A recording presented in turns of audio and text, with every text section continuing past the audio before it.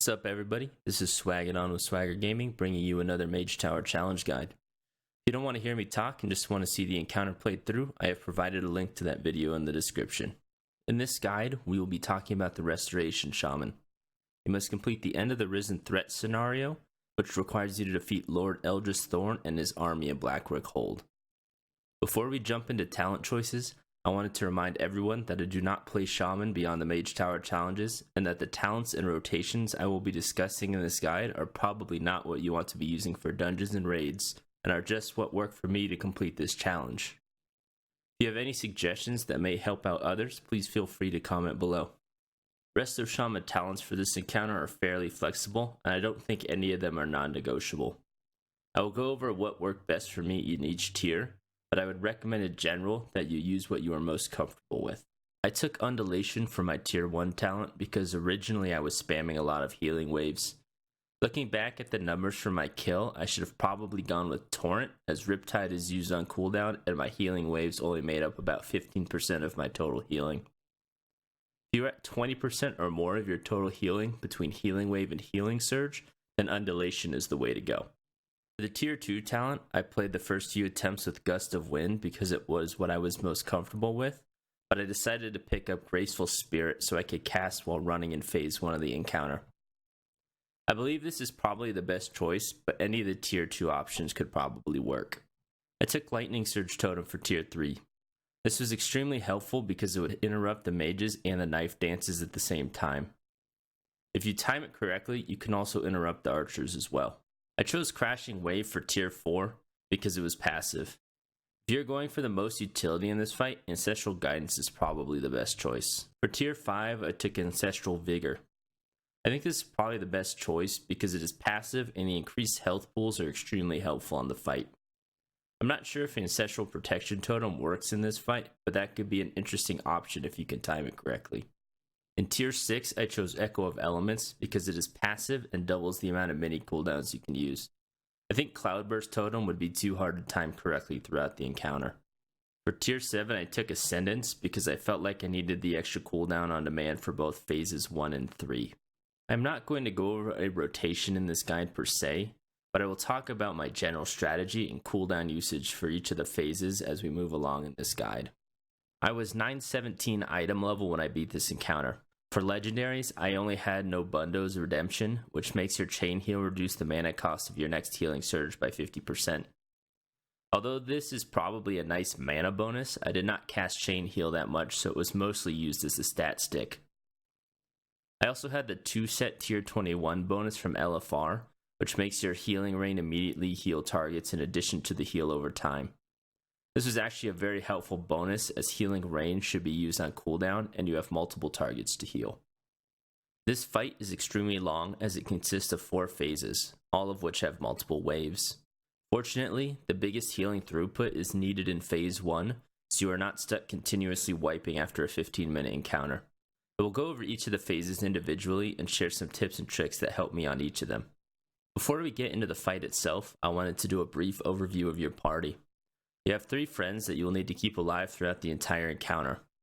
Luckily, if you die, the encounter is not over, so you can hop back up with reincarnation. If anyone else in your party dies, the encounter is over and you will need to start from the beginning.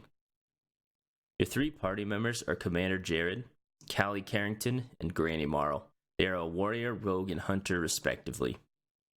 Jared is the most rugged of the group and should be tanking for you as much as possible, and Granny Marl has the lowest health pool and is not usually grouped up, so you need to keep an eye on her HP. None of your friends will do anything special, and they kind of just run around and auto-attack the entire time. As previously stated, phase 1 is probably the most difficult, and is where I see most people having issues. This phase consists of 5 waves of increasingly difficult minions that you and your party will have to defeat. There are 3 different add types in this phase. The archers auto-attack for a negligible amount of damage and will teleport across the map and start a cast called Mana Sting.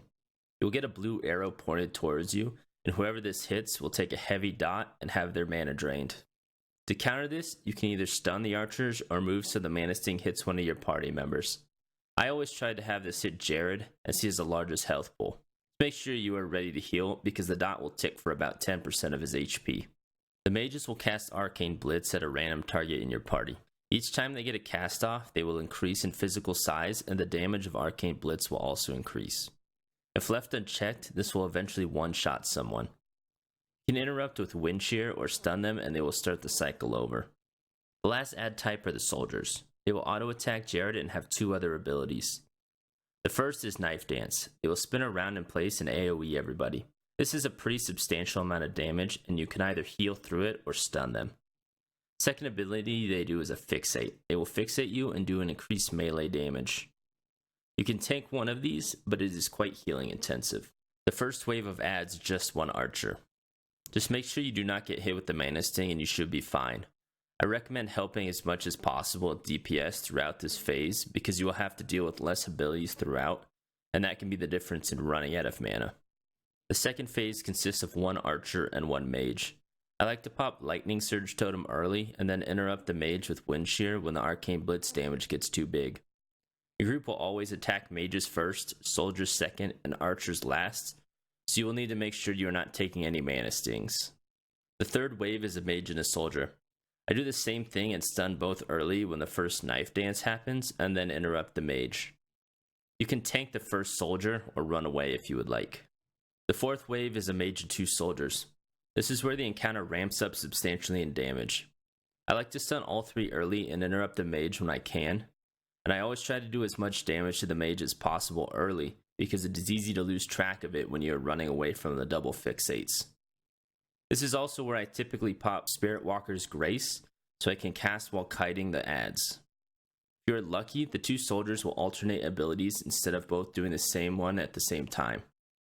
This makes this wave substantially easier. This is the first phase where I usually need to use a large cooldown. In this case, I chose my Healing Tide totem to deal with the Knife Dance. The fifth and final wave consists of one of each ad type. Balancing the hard-hitting Mana Sting, Arcane Blitz, and AoE from the Knife Dance is extremely difficult, and this is where you will want to save at least one large cooldown. In my kill attempt, I used both Spirit Link Totem and Ascendance on this wave.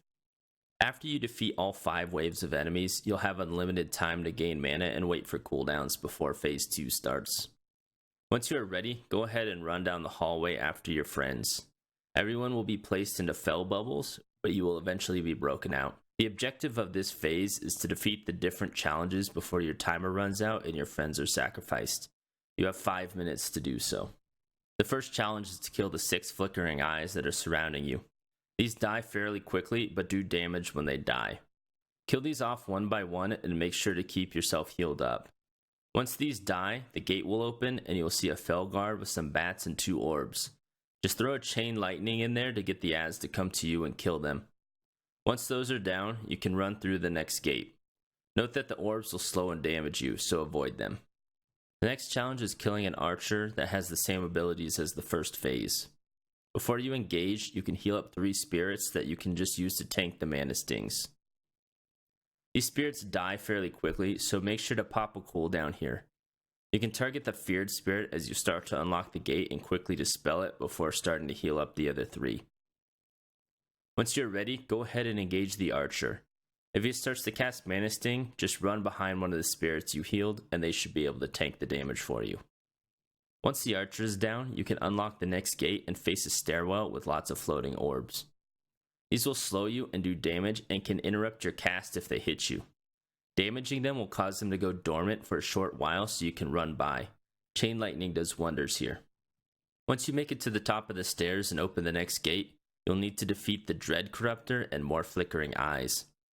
I focus on the Dread Corruptor first and just blow him up. He'll drop some eyes on the ground that spin around and can knock you back, but he's mostly just annoying. After he's down, deal with the flickering eyes in the same way as you did earlier. Once the eyes are down, you've saved your friends. I was able to finish this with about 2 minutes left, so you should be able to take your time throughout this phase. You will get another break here to mana up and wait for cooldowns.